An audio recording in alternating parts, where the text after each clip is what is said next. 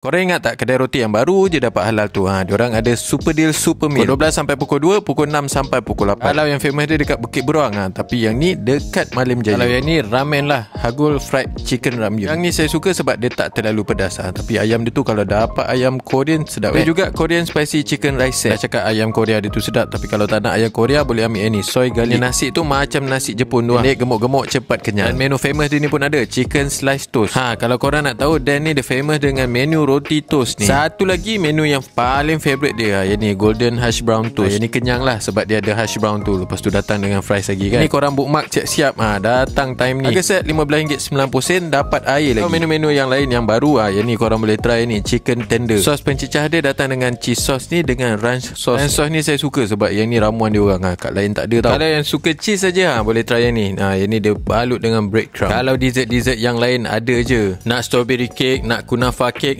ada je. Lepas tu yang saya suka dekat sini, kek dia tak terlalu manis. Tiramisu yang trending tu pun kat sini dah lama dah. Ini saya suka sebab rasa kopi dia tu pekat. Lepas tu lady finger dia tu dia orang buat sendiri tau. Kalau air dan minuman yang jenis frap dah masuk dah pun dekat sini. Yang penting korang jangan lupa datang. Dan ada aftertaste. Yang ni dekat Malim Jaya, dekat Bukit Beruang pun ada, dekat Subang pun ada. Yang penting operation hour dia 10 pagi sampai 9 malam.